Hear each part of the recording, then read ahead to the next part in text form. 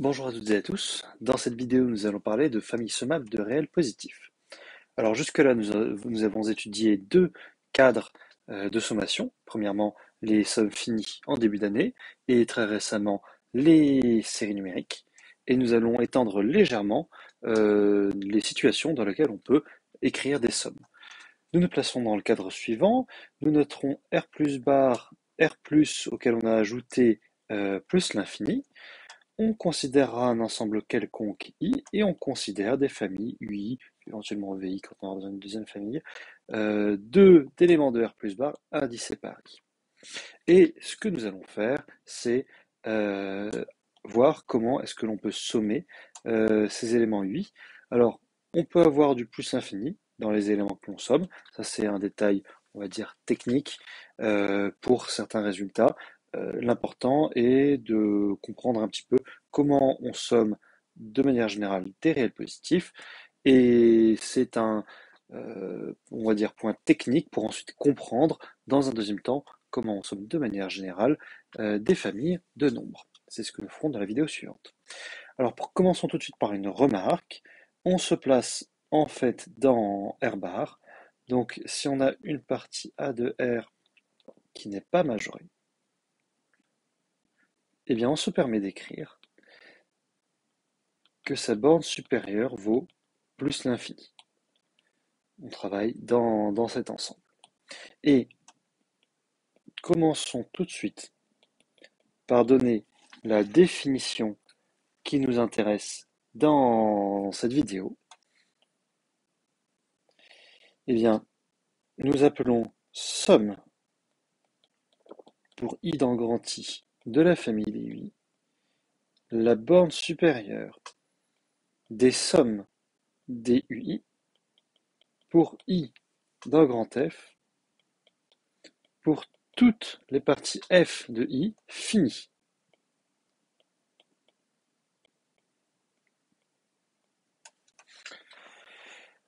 Donc, quel est le petit distinguo que l'on fait avec des séries? On va se permettre, et l'intérêt de cette notion de famille sommable est exactement ce cas, de sommer des familles infinies de UI, mais là on fait une sorte de sommation en vrac. Quand on sommet des termes dans le cadre des séries numériques, on a un ordre avec des I qui sont des entiers naturels. Et ici, on sort légèrement de ce cadre en faisant, on va dire, des sommations en vrac sans ordre préalable. Un petit peu de vocabulaire. Une deuxième définition. On dira que la famille des UI est sommable si sa somme est finie, c'est-à-dire si euh, l'ensemble des sommes finies des UI, donc l'ensemble des sommes de I sur F pour F inclus dans I, tel que grand F est fini, est une partie finie de I, eh bien donc on dit que la famille des UI est majorable si cet ensemble est majoré.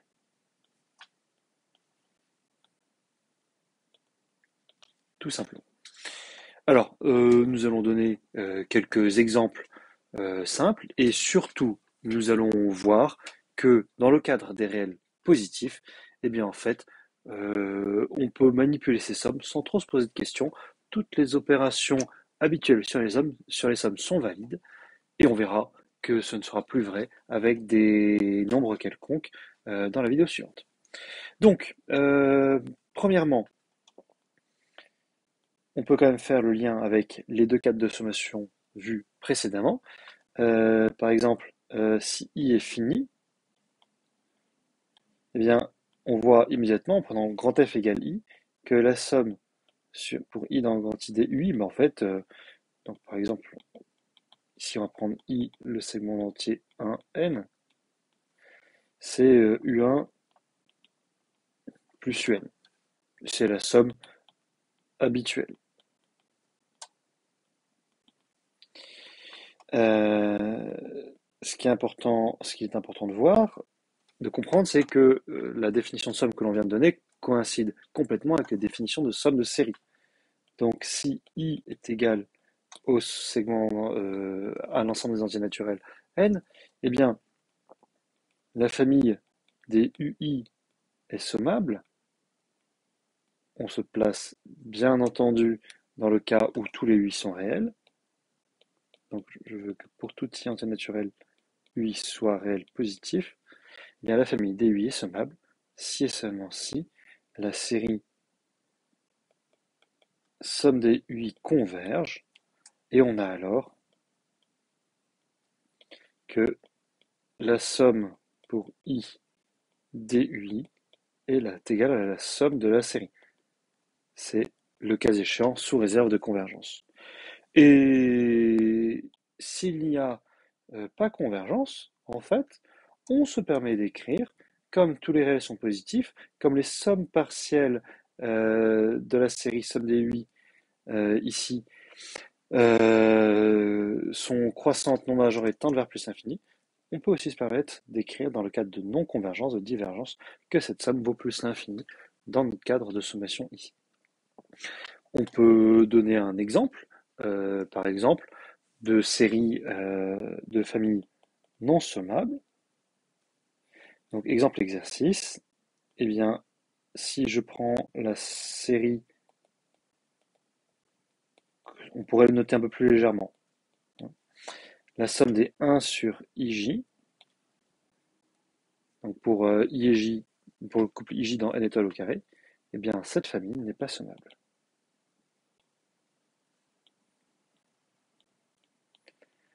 Je vous laisse réfléchir un petit peu à cela si vous avez le temps, et je vous donne une réponse tout de suite. Pourquoi est-ce que ce n'est pas sommable? Eh bien, tout simplement, on peut en donner une réponse élémentaire avec si n est un entier naturel non nul, par exemple, Fn c'est l'ensemble des couples de la forme I1 pour I entre 1 et n, qui est une partie finie de n étoiles au carré, eh bien, la somme pour I dans Fn, pardon, pour tous les couples IJ dans Fn des 1 sur IJ, eh bien, c'est tout simplement la somme pour I allant de 1 à n des 1 sur I. Ceci, on sait lorsque n tend vers plus l'infini que cela tend vers plus l'infini. Bref, tout ceci, c'est non borné, non majoré. Donc, on pourra écrire, par exemple, que la somme, pour l'écrire comme ça, pour les IJ plus grand que 1 des 1 sur IJ est égale à plus l'infini. Vu que c'est pas très formel, on va quand même l'écrire un peu plus formellement pour tous les IJ dans n étoiles au carré. Voilà pour un exemple de non-sommabilité. Une remarque intéressante que l'on peut donner quand même vis-à-vis de cette somme, c'est que si f est une partie finie de i, eh bien automatiquement la somme pour i dans f des ui est inférieure ou égale à la somme pour i dans grand I des ui. Tout simplement parce que le membre de droite est la bande supérieure des membres de gauche lorsque f parcourt toutes les parties finies de i, et ceci n'étant d'aucun intérêt lorsque la famille n'est pas sommable, parce qu'on a tout simplement un plus infini à droite. Alors, nous allons voir maintenant les différents résultats techniques qui permettent de manipuler ces séries. Encore une fois, je le répète, il y a une chose à retenir, c'est que l'on peut à peu près tout faire sans trop réfléchir sur les familles de réels positifs uniquement. Et donc maintenant, on va passer un peu de temps à démontrer tous les résultats, même si les démonstrations de ces résultats ne sont pas, on va dire, l'objectif premier du programme de MPSI. Donc, commençons par le premier résultat. On va parler de permutation.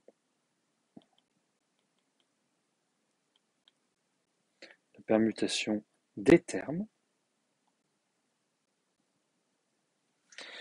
Donc, si je prends sigma, une permutation de i, eh bien, alors, sommer les ui, c'est sommer les u indices sigma de i. Bref, on peut changer l'ordre de sommation. Et notamment, ces deux familles, la famille des ui et les familles des u indices sigma de i, ont même nature, c'est-à-dire qu'elles sont sommables simultanément ou non sommables simultanément. Alors ça, c'est un théorème qui se démontre assez aisément. Par exemple, eh bien, il suffit de voir que l'ensemble des parties finies de i, pour f inclus dans i, tel que grand F est fini, eh bien c'est exactement l'ensemble des sigma de f pour f inclus dans i, tel que grand F est fini. Ce qui montre que les bandes supérieures qui définissent ces deux sommes, en fait, portent sur le même ensemble, l'ensemble des sommes des ui pour ui dans f, ou pour ui dans sigma de f. Bref, les deux ensembles étant égaux, on a bien les deux mêmes bandes supérieures qui sont égales. Donc j'en donne une démonstration, on va dire, assez brève. Vous avez un tout petit peu plus de détails dans le poly. C'est une opération qu'on fera assez rarement dans le cadre des réels positifs. Alors, deuxièmement, les opérations. Donc, deuxième résultat, on va l'appeler proposition parce que ce n'est pas très surprenant.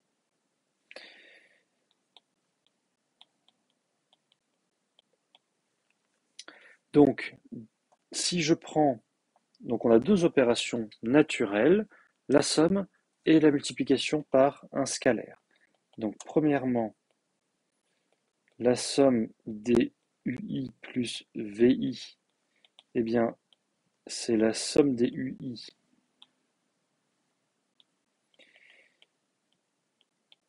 plus la somme des VI. Sans grande surprise, c'est toujours vrai dans le cadre des sommations de réels positifs. Et ensuite, si lambda est un réel strictement positif, la somme pour i dans grand I des lambda UI, c'est égal à la somme, à lambda fois la somme pour i dans grand I des UI. Bref, on a une linéarité. On a ici uniquement lambda strictement positif et je vous laisse réfléchir à ce pourquoi est-ce que je n'exprime pas cela pour lambda égale 0. Bien entendu, c'est faux. Ou du moins, cela n'a pas de sens. Et je vous laisse réfléchir. Alors, premièrement, pour démontrer ceci, on peut remarquer que toutes ces familles de nombres sont des nombres positifs, éventuellement plus infinis, comme c'est autorisé. Et deuxièmement, s'il y a un plus infini quelque part, tout vaut plus l'infini. Donc, s'il existe i dans grand I tel que ui égale plus l'infini, ou vi égale plus l'infini, bien entendu, eh bien, on écrit à chaque fois plus l'infini égale plus l'infini, ce qui est vrai. Donc maintenant, on suppose que pour tout i dans grand I, ui est dans R+, et que pour tout i dans grand I, vi est dans R+. Alors nous allons démontrer le premier point pour la somme. Donc premièrement, la somme, on peut le faire par, ou du moins sur les parties finies. Donc si je prends grand F inclus dans I, une partie finie, eh bien la somme pour I dans grand F des UI plus VI, là on ne se pose pas de question, c'est la somme pour I dans grand F des UI plus la somme pour I dans grand F des VI. Bref, c'est inférieur ou égal à la somme pour I dans grand I des UI plus la somme pour I dans grand I des VI. Tout simplement parce que cet élément majeur, le plus petit est majeur en celui-là, f qui parcourt toutes les parties finies de i, de m, celui-là majore celui-là. Donc maintenant, on a un majorant pour toutes les parties f finies de i de ces sommes finies, c'est ce nombre-là. Donc, par passage à la borne supérieure,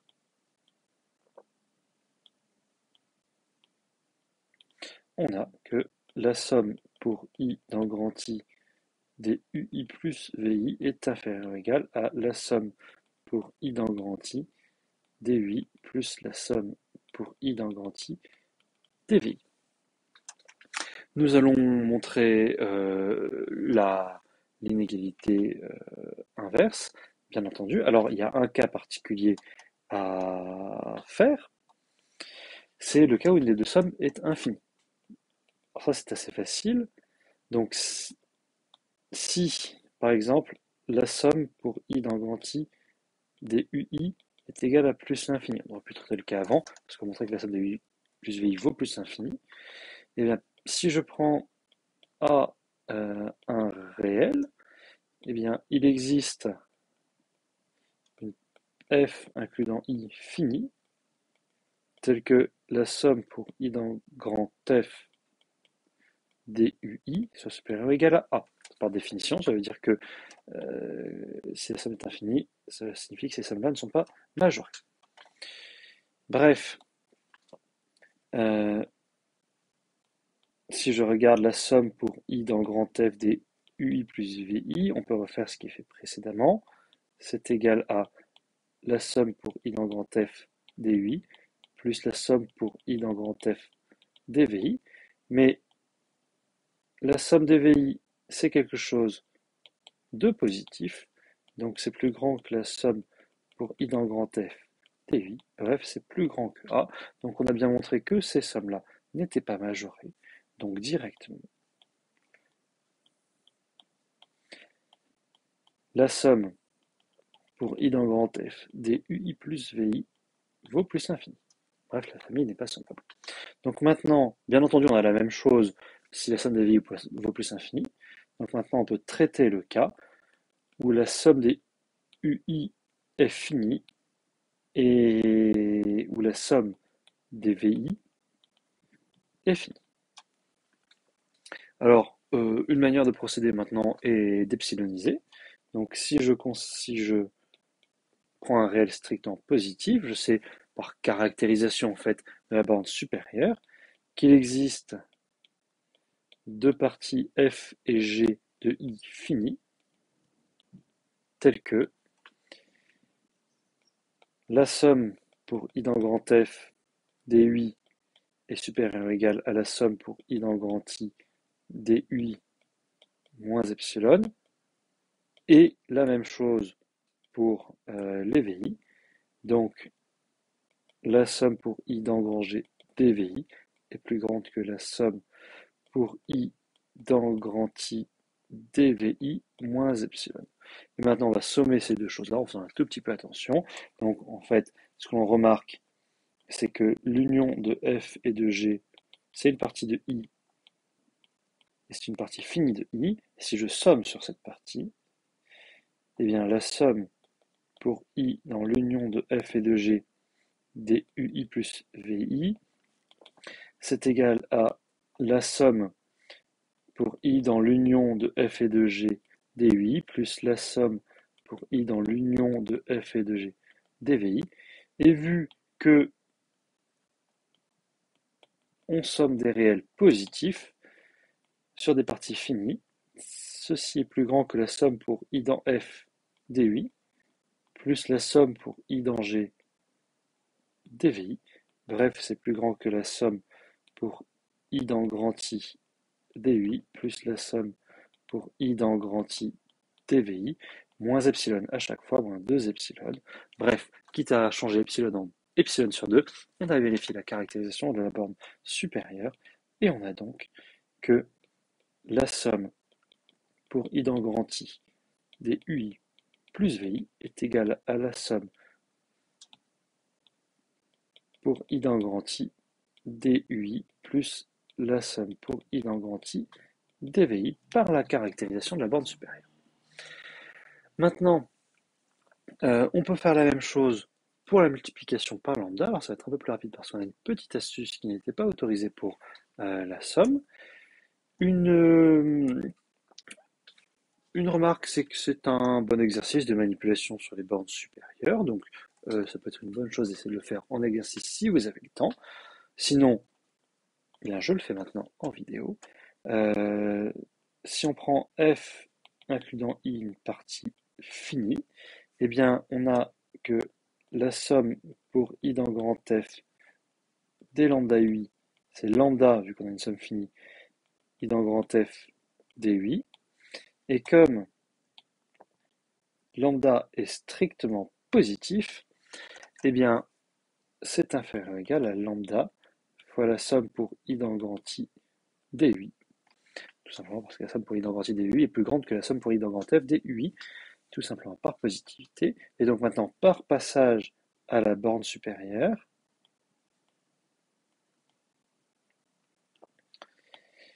donc la borne supérieure de toutes ces choses-là, lorsque grand F parcourt toutes les parties finies de I, eh bien c'est la somme pour I dans grand I des lambda UI, et on obtient que c'est plus petit que la somme pour I dans grand lambda fois la somme pour I dans grand I des UI.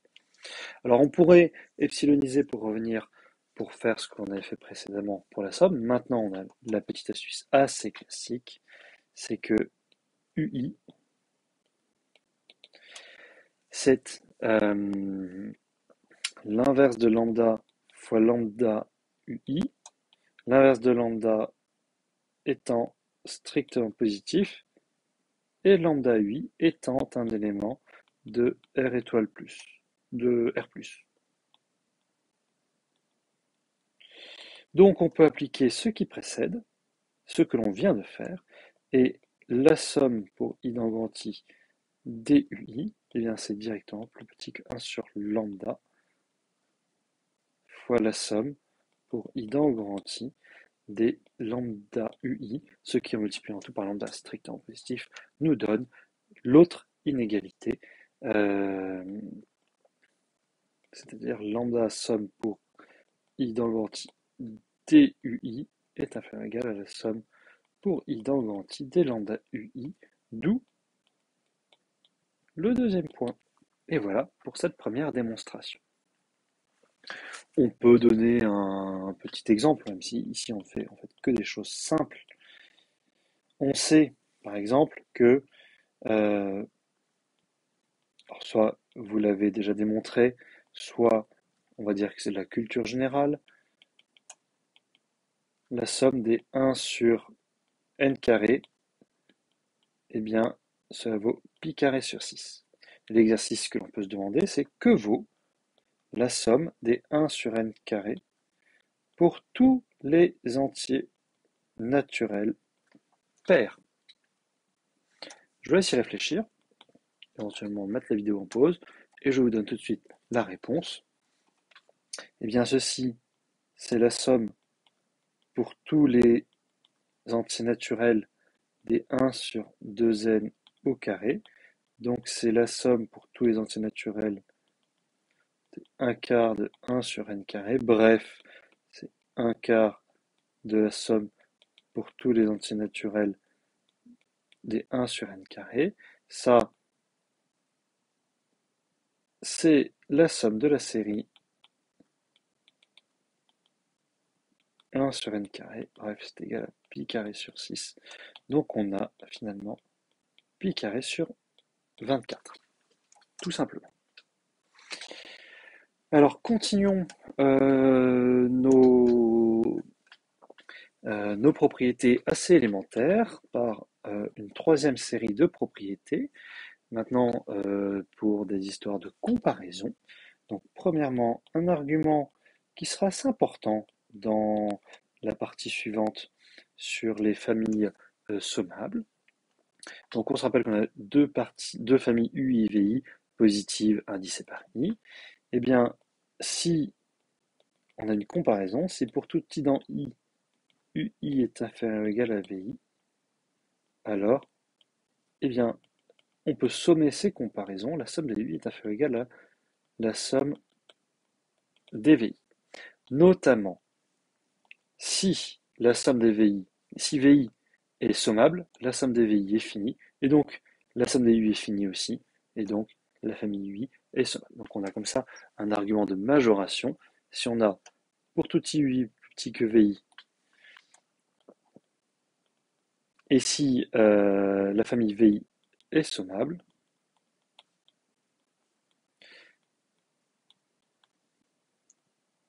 alors la famille UI l'est aussi. Ça, c'est un argument que l'on utilisera quand même assez souvent, un peu comme pour les séries. L'argument de majoration sera un argument important.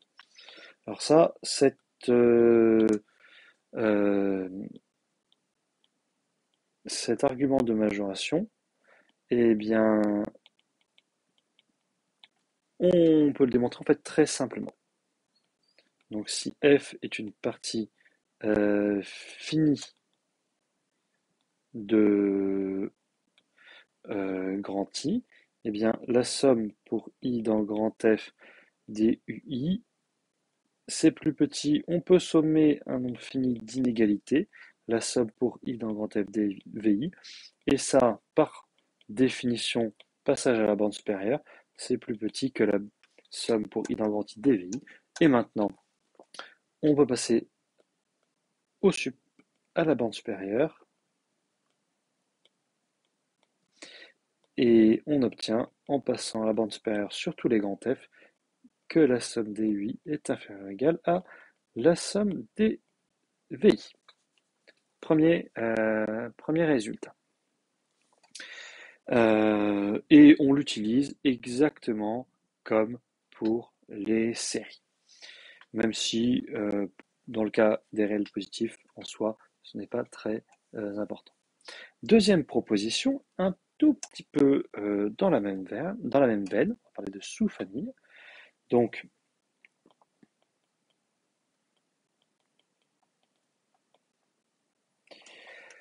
on va parler d'extraction, en fait, d'un certain point de vue. Si je prends J une partie de I, eh bien, la somme des UJ pour J dans grand J est inférieure ou égale à la somme des UI pour I dans grand I. Bien entendu, si cette famille est sommable, celle-là l'est aussi. Et puis la contraposée, si cette famille n'est pas sommable, celle-là l'est aussi. Donc ça, c'est uniquement, c'est très simple comme démonstration aussi. On part encore une fois sur une partie finie de J. Eh bien, on peut voir que F, eh bien, c'est une partie finie de grand I. Donc, eh bien, la somme pour J dans F des UJ, eh bien, c'est plus petit que la somme pour I dans grand I des UI immédiatement par définition. Et ensuite, on passe à la borne supérieure sur F et on obtient que la somme pour J dans grand J des UJ est inférieure ou égale à, au membre de droite, la somme pour I dans grand I des UI. Voilà pour un nouveau point technique. Et enfin, dernier théorème. Alors ça, c'est le théorème le plus important. Je vais l'énoncer. Sa démonstration n'est pas au programme de MPSI, donc je ne vais pas la faire dans cette vidéo parce que c'est une démonstration assez technique. Elle est bien entendu dans le poly et vous pourrez la retrouver si cela vous intéresse. Donc, le théorème central en fait de cette vidéo, c'est le théorème de sommation par paquet.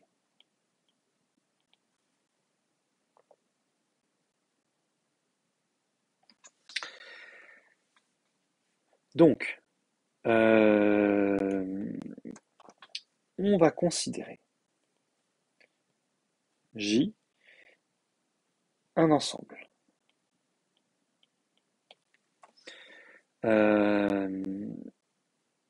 Et on va considérer I indice J pour J dans grand J, une famille d'ensembles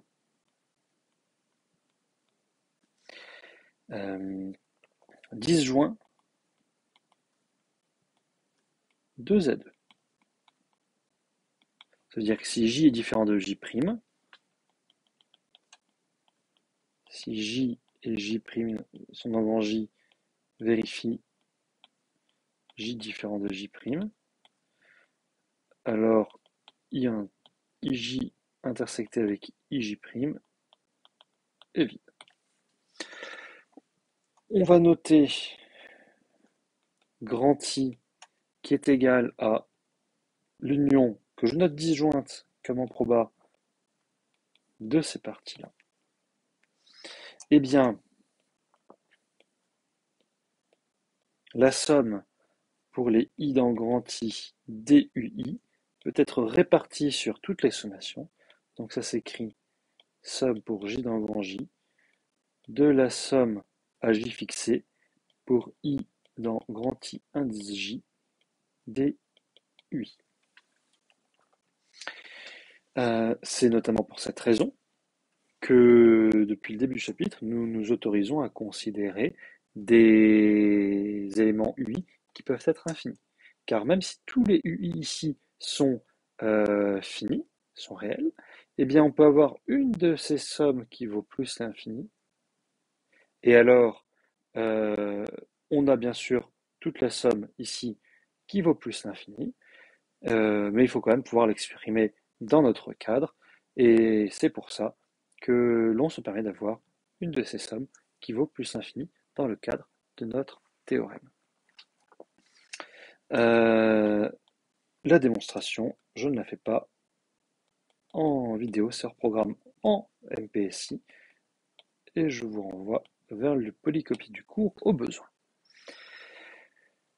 Il y a une situation dans laquelle nous utilisons très souvent ce théorème, c'est le théorème de Fubini, on va dire, dans le cas positif.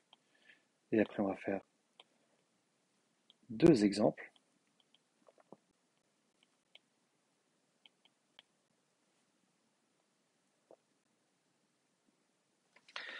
Donc, si je prends, c'est pour les, donc cela concerne les produits cartésiens.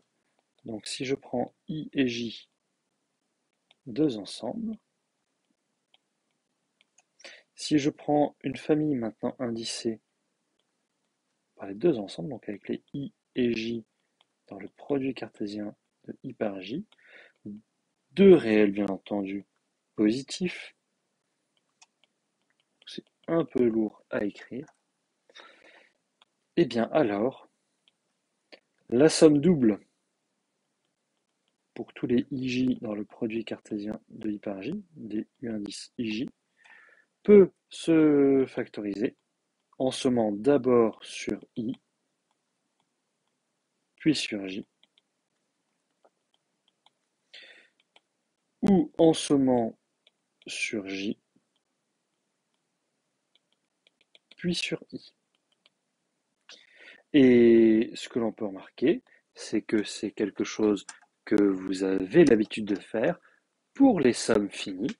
Cela revient à sommer un tableau rectangulaire fini, soit ligne par ligne, soit colonne par colonne. Donc c'est quelque chose de très naturel. Et encore une fois, pour les nombres positifs, on peut le faire sans plus de justification. Alors, on peut quand même en donner une démonstration par le théorème de sommation par paquet. Il suffit en fait de considérer, si on regarde quelque chose de rectangulaire,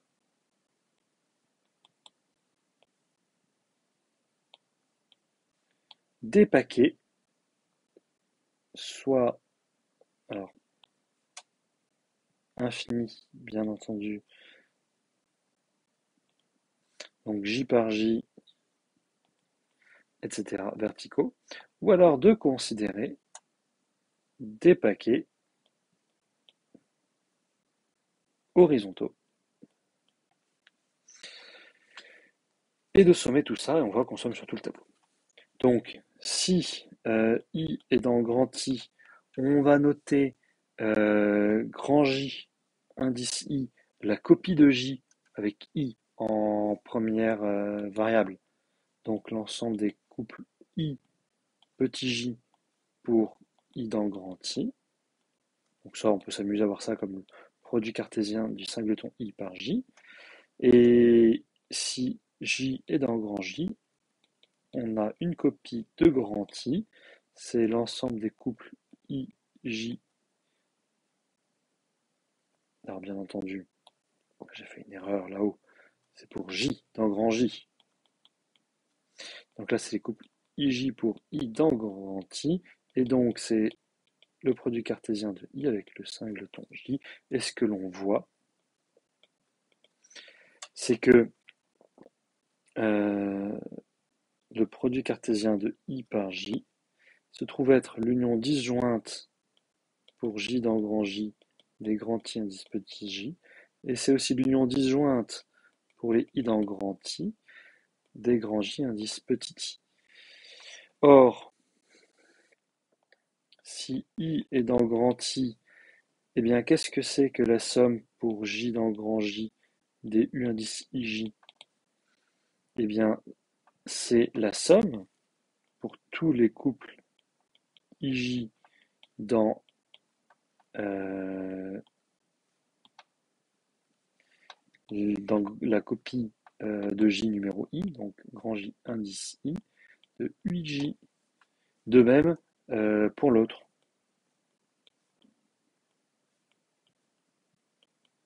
Bref, par le théorème de sommation par paquet,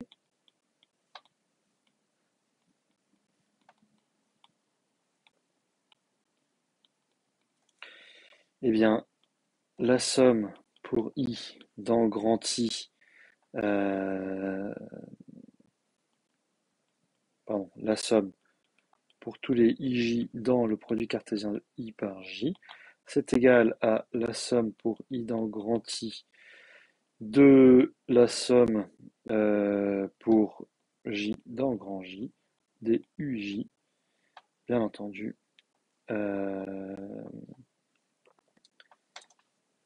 Tout simplement pour cette raison-là et pour l'écriture ici, plutôt celle-là, tout simplement. Alors, donc, bien entendu, cela se généralise à des factorisations avec un nombre fini de produits cartésiens. Là, on a fait un produit de deux ensembles, on peut en faire 3, 4, 5, bref, tout nombre fini. Et cela permet de réaliser sereinement certains calculs. Donc, premier exemple. Alors là, du théorème de sommation par paquet, je fais un exercice, on en parlera en classe. C'est assez simple, donc exercice plutôt. Sachant la somme pour tous les. Sachant que la somme des 1 sur n carré vaut pi carré sur 6, que vaut la somme pour n dans z étoile des 1 sur n carré. Donc ça, c'est une application simple du théorème de sommation par paquet. On en parlera en classe si cela pose difficulté. Maintenant, deuxième exemple, exercice. Allez, toujours sachant que la somme pour n allant de 1 à plus l'infini des 1 sur n carré est égale à pi carré sur 6, calculer la somme suivante qui est certes, on va dire,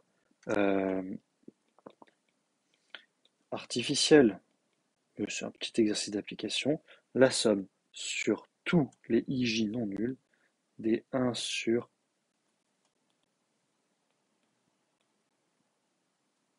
I carré fois 2 puissance j.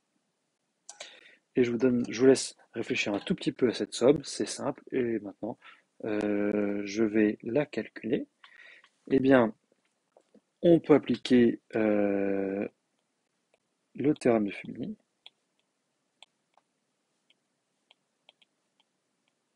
positif, dans le cas positif, on peut l'appliquer sans réfléchir. Eh bien, la somme pour tous les ij dans n étoiles au carré des 1 sur I carré fois 2 puissance j, c'est bien ce que nous avions ici, c'est égal à la somme pour I dans n étoiles des 1 sur I carré fois la somme pour J dans n étoiles des 1 sur 2 puissance J. Donc on a ceci, on vient de rappeler que c'était égal à pi carré sur 6. Il ne reste plus qu'à calculer cette somme-là. Or, la somme pour J dans n étoiles des 1 sur 2 puissance J, c'est une sommation géométrique. C'est la somme pour J allant de 1 à plus l'infini des 1 sur 2 puissance J. Là, il y a une formule importante à connaître. Si vous ne connaissez pas la formule qui part de 1, alors ce n'est pas bien parce qu'il faut vraiment la connaître. Maintenant, on peut toujours factoriser 1 demi. Donc c'est 1 demi fois la somme pour j allant de 1 à plus l'infini des 1 sur 2 puissance j moins 1. Ça fait 1 demi fois la somme pour j allant de 0 à plus l'infini avec un petit décalage d'indice des 1 sur 2 puissance j. Bref, je continue le calcul ici. C'est égal à 1 demi fois 1 sur 1 moins 1 demi. Le dénominateur valant 1 demi, on a le dénominateur 2 fois 1 demi, bref, c'est égal à 1. Donc, conclusion.